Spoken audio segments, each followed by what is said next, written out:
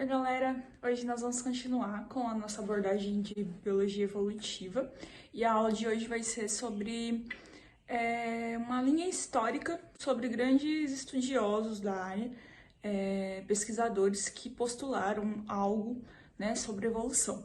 Pois antes de qualquer pessoa pensar, ter esse pensamento evolutivo, esse pensamento de mudança, que as espécies se modificam ao longo do tempo, as pessoas elas aceitavam piamente a ideia do fixismo. E o fixismo nada mais é do que a ideia de que as espécies que existem, elas sempre existiram e sempre vão existir e elas são imutáveis. Elas jamais mudaram, sempre foram assim, foram criadas, né, por alguma divindade, por algum ser sobrenatural, por algum deus, e da forma que elas foram criadas, elas permaneceram.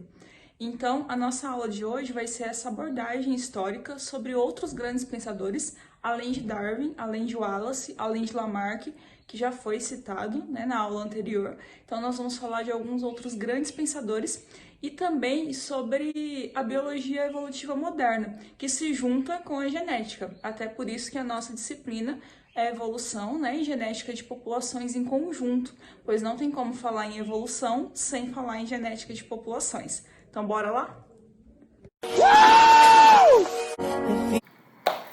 Bora lá então, gente, continuando aqui. Você acredita na evolução? Bem, o que eu tenho para dizer para vocês sobre isso? Que eu não acredito na evolução. É o quê? Ué, virou a casaca, professora? Não, não é bem por aí. Quando a gente fala em acreditar, a gente remete isso muito à fé, né? A uma certa confiança que nós depositamos em algo e muitas vezes isso pode ser, né? Pode ser algo sobrenatural. É assim que a fé acontece, né? É a crença das pessoas em deuses, né? Nós sabemos que o nosso país, a maior parte dele é cristão, mas não podemos deixar de lembrar que existem várias outras religiões e as pessoas que são, né, participantes, que estão ali ativas, né, participando de algum grupo social religioso, vai ter uma crença no Deus, né, que rege ali, que vai ser a inspiração para aquelas pessoas, né, para elas acreditarem, o que vai ditar costumes, né, acredita-se que mais harmoniosos para se conviver, para viver em sociedade e assim por diante. Então, quando nós falamos em acreditar, eu estou falando em ter fé, em confiar em algo, mesmo que aquilo não me traga evidências, não me traga provas de que é verdade. Né? Nós acreditamos em Deus porque temos fé. Né? Então, não porque você viu, porque você apalpou ele, porque você conversou pessoalmente com ele ali de carne e osso. Né? Nós acreditamos porque nós temos fé. Há muitos relatos, com certeza, religiosos, né, de pessoas que relatam que já sentiram a expressão de Deus de alguma forma, mas isso é um relato, né, não é como na ciência, que é preciso de uma evidência, é preciso de testes para se provar que aquilo realmente aconteceu. Então, nunca, né, o termo acreditar, quando se remete a algo científico, ele é muito coerente, e não seria diferente na evolução. Então, eu não acredito na evolução. Eu aceito a evolução. Ah, bom. Eu sei que ela existe, ela está acontecendo o tempo todo, ela acontece até mesmo dentro do nosso organismo, né? Quando acontece uma seleção natural de bactérias, quando acontece uma resistência viral por parte de alguns indivíduos, né? De uma espécie de vírus dentro do meu corpo. A evolução biológica, ela é um fato, já foi provado, e isso é inquestionável. Então, vamos hoje, como eu já havia dito antes, ver uma abordagem histórica, né, sobre alguns estudiosos que já postulavam, né, vários conceitos sobre evolução e no que as pessoas, né, o que as pessoas achavam sobre as populações de seres vivos antes dessas teorias evolutivas surgirem. Para começo de conversa, né, sempre antes de um Darwin vem outro Darwin, Erasmus Darwin. Ele é avô paterno de Darwin, né? Foi avô paterno de Darwin. Ele era um médico e ele adorava associar os seus conhecimentos de medicina com conhecimentos de botânica também. E ele já havia, né, publicado uma obra onde citava alguns trechos falando da mudança das espécies, né? Pois como nós havíamos comentado anteriormente, no início do vídeo, antes de se falar em evolução, as pessoas elas eram fixistas. Nós vamos encontrar ainda muitas pessoas hoje com um pensamento fixista, muitas vezes nem sabem, né, sobre a existência desse termo ou o que esse termo significa, mas elas são totalmente fixistas. Acreditam que as espécies que existem sempre existiram, sempre foram desse jeito e sempre vão ser assim, que não existem mudanças, né, dentro de uma espécie. Então, antes, total, geral, né, aceitava a ideia de que os seres vivos eles eram totalmente fixos, eles surgiram dessa forma, né, foram criados dessa forma e iam perdurar para sempre dessa forma, a espécie ia perpetuar. Só que assim, através dos fósseis, né, nós já percebemos que isso não é real, né? Tantas espécies anteriores, né, que hoje já nem existem mais, que têm um parentesco super próximo com espécies que ainda existem, mas que devido às suas mudanças eram consideradas de outra espécie anteriormente. Então houve mudanças, né? Houve alterações aí ao longo do tempo. E a história de Erasmus Darwin é bem interessante, pois ele tem uma obra, que é essa daqui, essas aqui, né? E essas obras que ele publicou, possuía trechos que falavam sobre a modificação das espécies, o que era totalmente incomum para a época, onde todas as pessoas aceitavam uma ideia de que as espécies não se modificavam, que elas eram imutáveis. Só que daí ele escrevia em forma de poesia, eu até coloquei aqui, ó. Porque ninguém dá muita ideia mesmo, né, para verso, geralmente. E muitas vezes as pessoas leem um poema, algumas tentam interpretar, outras tentam e não conseguem, e algumas nem tentam. Então, geralmente, né, infelizmente, pois eu acho bem bacana, eu gosto bastante de poesia, infelizmente os versos eles não são muito levados em consideração, tanto que a gente vê por aí, né, que o gosto musical aqui no nosso país não é, nossa, olha lá que legal, né?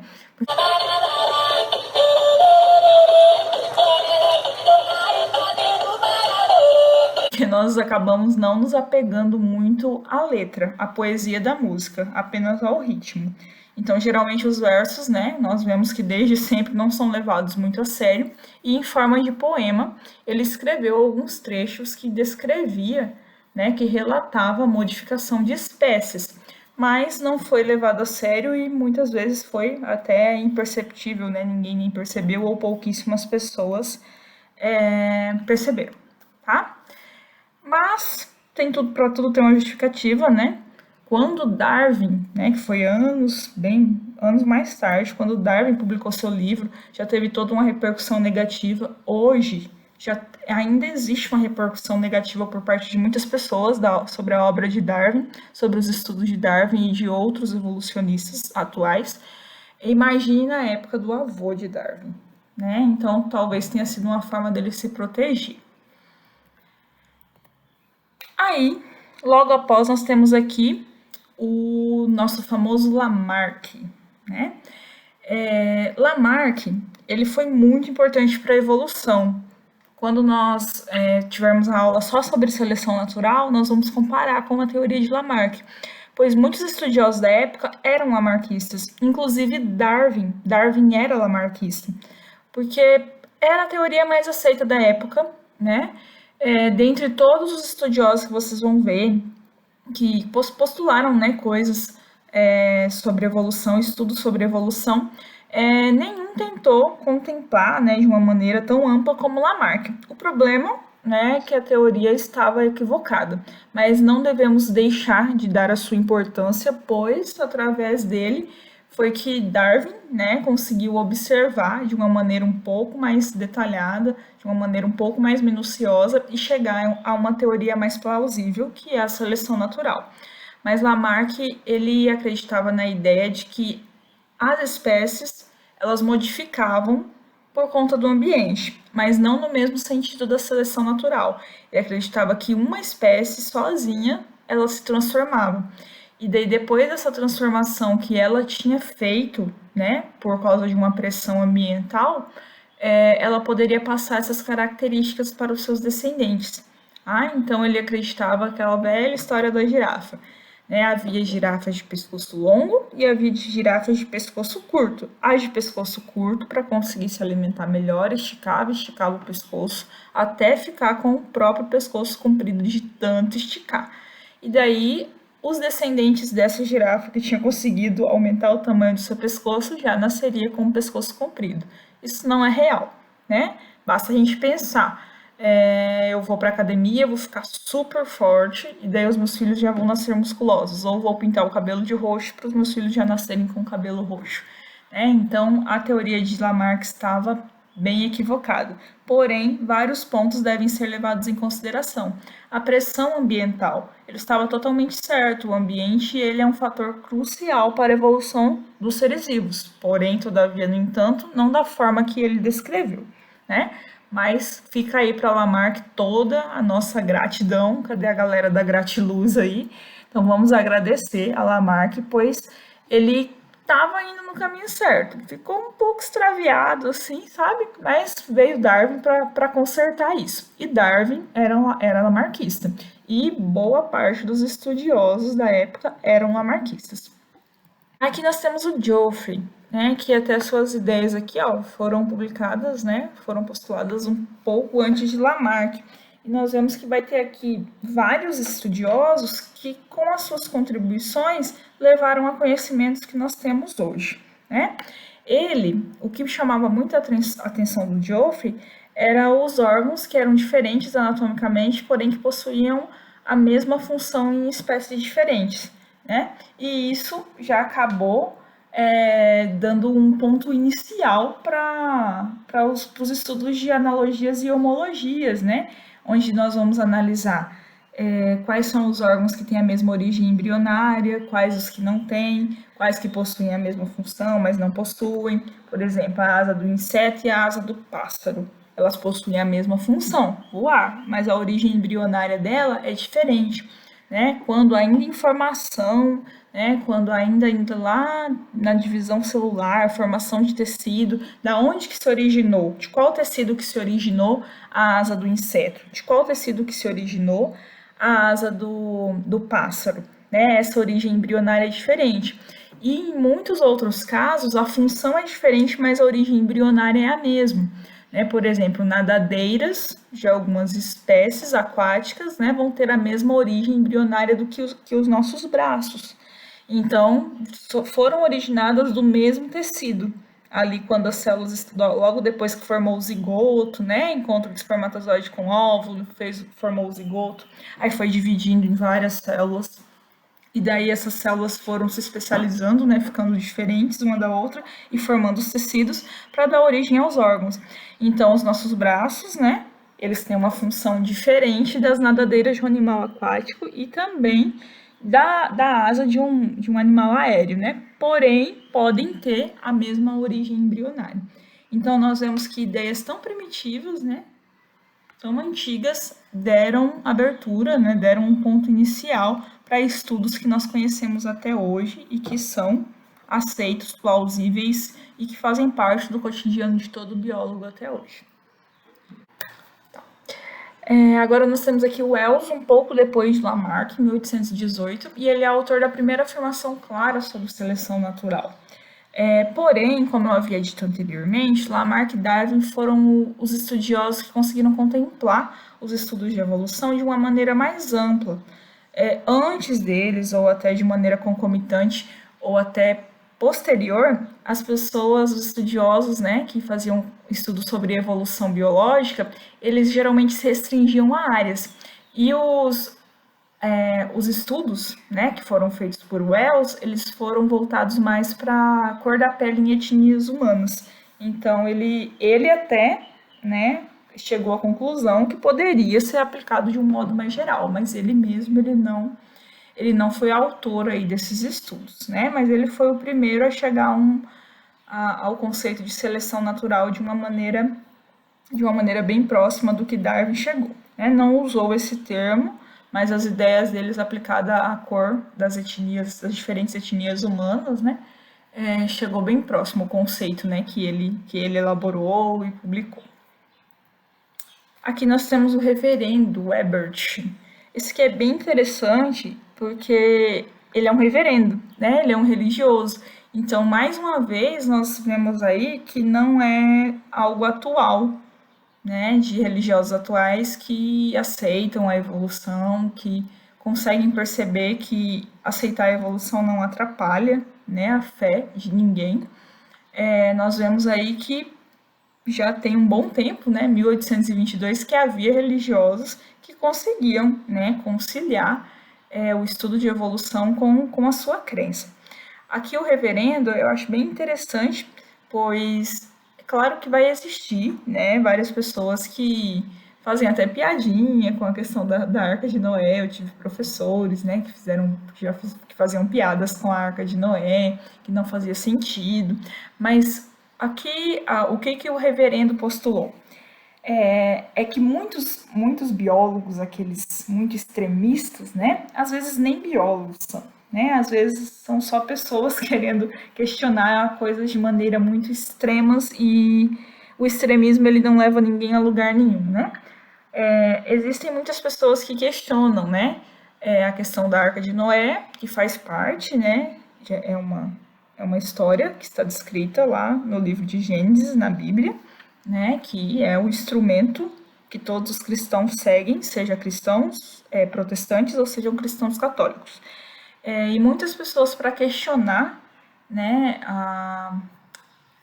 como que eu posso dizer, a credibilidade da Bíblia, acaba questionando como que coube tantas espécies dentro da arca, que nós temos hoje uma quantidade enorme de espécies, tanto animal, né, como vegetal. Mas na arca só entraram as espécies animais. Aí o que o reverendo, né, Ebert, ele usava como argumento? Ele aceitava a ideia de evolução, e ele sempre defendia a ideia de que o Criador criou um tipo de um gênero animal, né? Tipo, existia o gênero dos hominídeos, por exemplo, né? Aí existia o gênero dos felinos e assim por diante. E daí, a partir desse gênero que foi criado, né, por esse criador divino, aconteceu a evolução. Então, ele aceitava a evolução das espécies. Ele aceitava a ideia de que os seres vivos foram criados, sim, por Deus, porém, que não foi criado nessa grande quantidade que nós conhecemos hoje, né? Ele acredita que foi criado apenas um animal de cada gênero. E daí, a partir dessa população de animais daquele gênero, né, foi acontecendo as evoluções biológicas, e hoje nós temos uma diversidade de espécies enorme para cada gênero animal, tá? Então é bem bacana aqui a ideia dele de conciliação. Aqui nós temos Grant, que é 1826, e ele já veio com a ideia de que espécies descendem uma das outras aperfeiçoando-se. Mancada, tá? Porque não existe a palavra perfeição em biologia. Em biologia evolutiva, muito menos, pois as espécies elas não evoluem para se aperfeiçoar, não é melhora, é modificação. E a modificação ela pode ser considerada um regresso ou um progresso, vai depender muito do ponto de vista. Mas para a biologia, nós nem devemos nos apegar a essa questão de progresso ou regresso, como eu já havia dito na aula anterior, né? Muitas vezes uma característica que para nós é insignificante, para uma outra espécie ela é crucial, ela faz com que aquela espécie se mantenha viva. E vice-versa, muitas vezes a gente se acha um ser vivo muito complexo, um animal muito complexo, um animal mais complexo, um animal que está no topo, que também não existe mais topo, né? Na escala Nature que existia o topo e nós estaríamos lá em cima. Então nós achamos a nossa complexidade fenomenal, e muitas vezes nós não temos alguma habilidade de um ser vivo muito simples, tá? Então, aqui nós vemos que mesmo depois de várias outras ideias aí já mais próximas da seleção natural, ainda nós tínhamos estudiosos com umas ideias aqui bem equivocadas, tá? Aqui nós temos o Patrick Mitchell, e ele conseguiu também chegar ao conceito de seleção natural, porém, como eu havia dito, apenas em plantas. Então, novamente, né, o conceito de seleção natural ele já havia, né, sido citado anteriormente, claro que não necessariamente com esse termo, mas a ideia, né, a ideia de como a seleção natural acontece, ela já havia sido citada anteriormente, porém, os estudiosos eles se restringem a um grupo muito simples, diferente de Darwin, né, que tentou pegar uma gama muito grande de seres vivos. Von Busch, em 1836, variedades vão se separando até se tornarem espécies diferentes. Isso é muito legal, porque ele chegou a um conceito de algo que nós ainda vamos ver de maneira mais específica, que é o conceito de especiação, tá? Porque é o surgimento de novas espécies. Uma população se separa, aí ela começa a sofrer pressões ambientais diferentes, pois elas estão em ambientes diferentes, e lá começa a acontecer a seleção, né? Porque dependendo do ambiente em que uma população está, a alimentação vai ser diferente, o clima vai ser diferente, o acesso à água vai ser diferente. Então, nós vamos ter condições diferentes e nós vamos ter aqueles seres que vão conseguir resistir àquelas pressões ambientais e reproduzir, deixando seus descendentes com as suas características, e vamos ter aqueles seres que não vão conseguir. E muitas vezes vão deixar poucos descendentes ou nenhum descendente.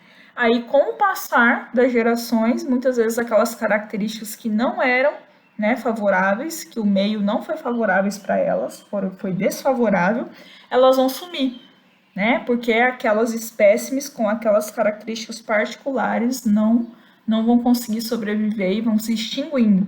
E nisso, com o passar das gerações, pode surgir até mesmo uma espécie diferente. Se essa população que foi dividida se encontrar gerações mais tarde, ela já pode estar totalmente diferente, que nem consegue mais acasalar e gerar um descendente fértil. Tá? Então, olha essa ideia aí, 1836, nós já chegamos a um conceito de especiação bem bacana. Rafinesque, esse cara tem uma cara de Conde Drácula que é incrível, né? Não podia perder essa piada, que é bem ruim, por sinal, como todo professor que faz piadas ruins. Todas as espécies são variedades de antigas espécies. Ancestral comum, né? Também chegou a uma conclusão aí que Darwin depois criou uma teoria só para isso, ancestralidade comum. Todas as espécies, elas são variedades de espécies antigas. Nós temos ancestral comum com várias outras espécies. Nós somos do grupo primata. Nesse grupo vão estar os seres humanos, os outros símios, que são os popularmente chamados de macacos grandes, né? Gorila, chimpanzé, orangotango, bonobo. Então, nós somos o quinto símio, né? Aí, além desses, vão estar todas as outras variedades de macaco, e não só macaco, né? Nós vamos ter os lêmures também, que faz parte do grupo primata, aquele do filme Madagascar, eu me remexo muito. E nós vamos ter também o tarso, que é comum na Austrália, parece um coala, parece, mas ele tem um olho mais estufado, assim, são bem bonitinhos. Então, nós vamos ter aí vários outros animais, né, dentro desse grupo primata. Só que nós todos, né, nós, os outros sinos, os macacos, os lêmures, nós temos um ancestral comum.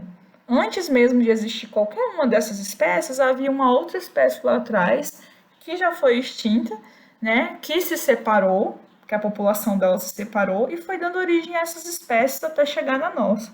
E é claro que isso não é do dia para a noite, né, gente? A gente está falando aí de milhões e milhões de anos, muitas e muitas gerações, tá? Samuel Haldeman, ele escreveu prós e contras da teoria de Lamarck. Então, nós vemos aí que em 1844, um bom tempo depois de Lamarck ter publicado a sua teoria, nós temos críticos aí, né, sobre os estudos que eram feitos, o que é bem importante, pois nenhum estudo ele deve ser totalmente desvalorizado, porque um estudo levou a outro. É claro que várias teorias são refutadas porque surge uma outra mais plausível, mas se aquela pessoa não tivesse dado o pontapé inicial, talvez você tivesse demorado muito mais a chegar a essa conclusão mais aceita, mais plausível, tá? E aqui nós temos o nosso querido, né, o Wallace. O Wallace, ele chegou basicamente às mesmas conclusões que Darwin. Eu vou mostrar aqui algumas diferenças, mas assim, muito, muito próximo ao mesmo, gente. E aqui vale até uma crítica social bem bacana. Darwin, ele era de uma família abastada, né? Ele era de uma família rica, uma família de médicos. Ele não quis ser médico, mas ele começou a faculdade, né? Começou a cursar medicina. Alfred não. Alfred já era de uma família de classe baixa. Então, Alfred, mas isso não impediu que ele fosse um grande estudioso e que ele chegasse às mesmas conclusões de Darwin. Porém, como ele não despendia do mesmo tempo que Darwin, ele escreveu um trabalho muito menor, né? Ele escreveu um artigo, Darwin escreveu um livro, né? Mas nós não devemos deixar de reconhecer o Wallace, pois ele chegou basicamente às mesmas conclusões que Darwin. Inclusive, né, temos alguns relatos históricos aí registrados. Acredita-se que Darwin só publicou seu livro porque houve muita pressão para que ele publicasse, porque ele ficava sempre, né, em cima do muro, não sei se eu publico, não sei se eu não publico, minha família, minha esposa, super cristã e tal, eu não sei a repercussão que isso vai dar, vocês imaginem, né? Hoje ainda dá, imagine naquela época a repercussão que não deu.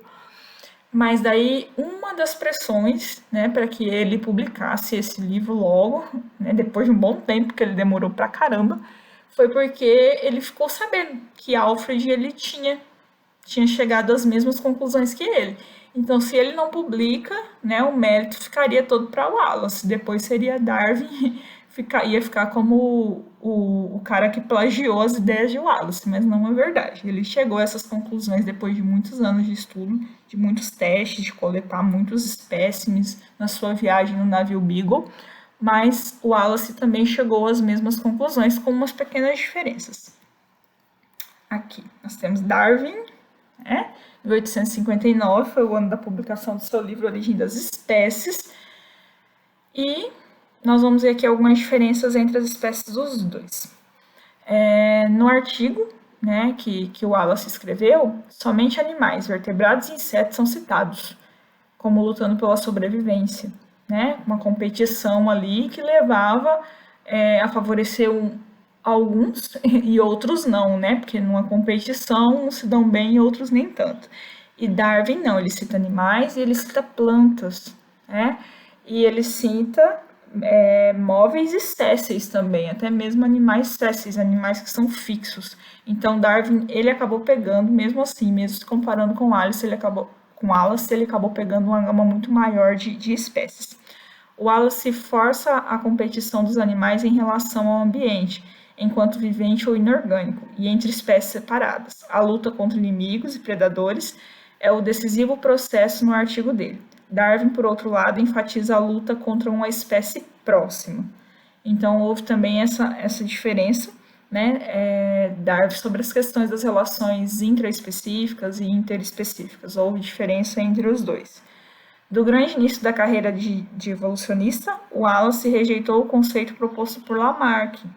Então, Wallace ele não era lamarquista e Darwin, durante sua vida, aderiu ao princípio da herança das características adquiridas. Então, Darwin era lamarquista e o Wallace não. Darwin, depois, né, de ver, analisar tudo que ele coletou, fazer vários estudos, vários testes, várias análises, escrever o livro, ele chegou à conclusão que ele tinha criado, ele criou teorias bem mais plausíveis do que as de Lamarck. Mas, antes de fazer esses estudos, ele era lamarquista e o Wallace não. O Wallace não mencionou o fator tempo, o número de gerações que podem passar, que é um fator bem crucial para a evolução, né?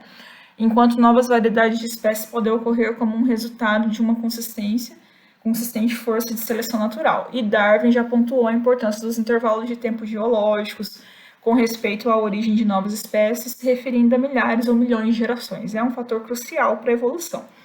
Mas isso acaba nem sendo uma crítica ao Wallace, que nós nem podemos comparar um livro com um artigo, né, gente? Um artigo não dá para citar tudo. Então, é claro que o estudo de Darwin foi muito mais minucioso, é claro que Darwin ele merece todo o mérito que ele tem, só que nós não podemos deixar de reconhecer também esse outro grande estudioso que chegou, né, às conclusões de Darwin, só que de uma maneira mais sucinta, de uma maneira mais compactada, digamos assim. O termo seleção natural foi iniciado por Darwin, não por Wallace, né? Então tem essa questão do termo também. Os termos adaptação e população, em um senso moderno, foram sintetizados por Wallace, e não por Darwin. Ambos não utilizaram a palavra evolução, embora nos livros seguintes eles se referem a essa palavra como chave em diversas ocasiões. Utilizaram a palavra espécie em ambos os trabalhos. Então, nós vamos ter aí algumas semelhanças e algumas diferenças. mas a forma que a seleção natural acontece, que é a principal teoria de Darwin, foi descrita da mesma forma pelos dois. Tá? É claro, com diferenças em termos, Darwin com mais detalhes, pois ele teve mais tempo e mais espaço para isso no seu livro, mas a ideia da seleção natural, como ela ocorria, foi uma conclusão em comum, os dois chegaram na mesma conclusão. E aqui nós temos Mendel, não acaba por aí. Porque o que é bem interessante e importantíssimo lembrar é que tanto Darwin como Wallace, né, vamos falar de Darwin porque ele fez um trabalho bem mais detalhado, ele chegou às conclusões que chegou sem a existência de estudos genéticos. E isso só torna ele ainda mais foda, ainda mais incrível do que ele já é. Porque vamos parar para pensar. Hoje, quando a gente fala do termo evolução, como que a evolução acontece, a evolução biológica, não tem como separar da genética, né? Porque há a transmissão das características de uma geração para outra, as particularidades que já existem, né, nos indivíduos de cada espécie, por mais que é uma espécie só, mas cada indivíduo da espécie vai ter as suas particularidades por conta do DNA que foi herdado. Tudo isso era desconhecido para Darwin. E mesmo assim, ele chegou a uma conclusão que até hoje é considerada totalmente correta e a gente vê acontecer o tempo todo. E só em 1900 que Mendel ele começou, né, ele é considerado o pai da genética, ele começou estudos com ervilhas e chegou à conclusão que as características elas eram passadas dos antecessores para os seus descendentes. É claro que os termos gene, DNA, cromossomo, tudo isso só surgiu bem depois, lá com o Alisson e Crick, né? Isso bem depois mesmo, 1959, se não me engano. E Mendel, ele na época, ele foi, tipo assim, motivo de chacota. Os estudos dele não foram reconhecidos enquanto ele estava vivo. Mendel só foi reconhecido depois que ele já havia morrido, infelizmente. Tá? Mas o fato das ideias de Mendel, né, terem sido reconhecidas depois se deu por conta de que outros 3 pesquisadores, fazendo os mesmos testes bem semelhantes, chegaram às mesmas conclusões e aí o seu experimento foi validado. Então, fazer ciência não é fácil e não é fácil desde sempre. Eu acredito que antes era mais difícil ainda. E daí, a partir daí, né, com o aprimoramento também das biotecnologias, né, das tecnologias laboratoriais, né, aprimoramento dos microscópios e outras tecnologias de laboratório, foi possível, né, descobrir o DNA, que o Watson e Crick eles acabam levando esse mérito, mas nós sabemos, né, ou devemos saber que na verdade a grande autora aí do descobrimento do DNA, que foi bem lá na frente, 1959, acho que é isso. Vou pesquisar depois, aí eu coloco aqui na edição. Foi Rosalind Franklin. Porém, né, como a sociedade machista que nós temos e ainda era pior, ela não foi reconhecida como deveria. Mas hoje, né, nós devemos sempre lembrar dela.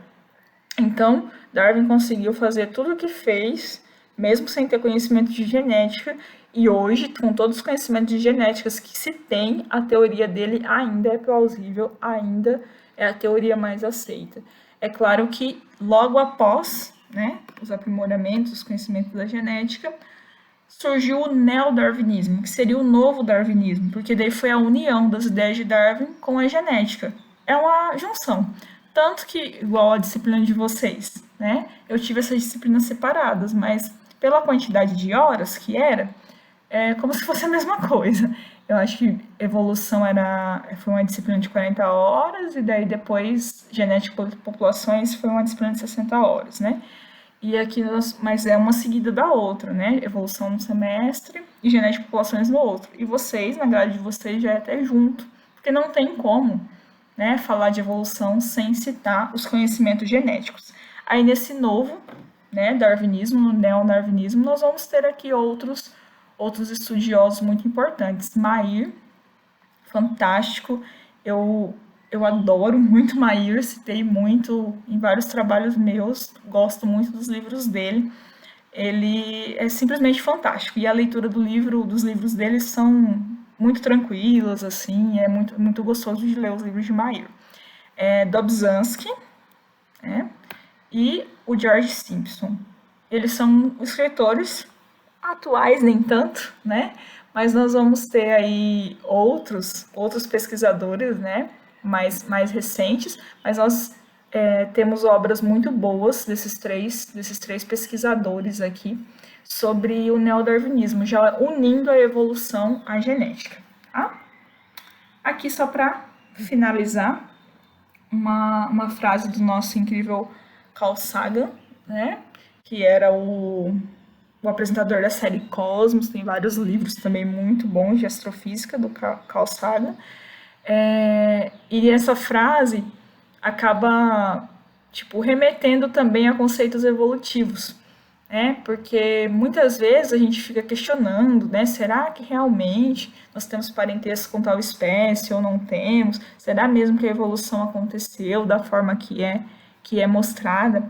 Da mesma forma que nós, seres humanos, a composição do nosso DNA é idêntica à composição do DNA de uma planta, é idêntica à composição do DNA de uma bactéria, vários elementos aí presentes no nosso ambiente, presentes no espaço, estão presentes no nosso corpo também.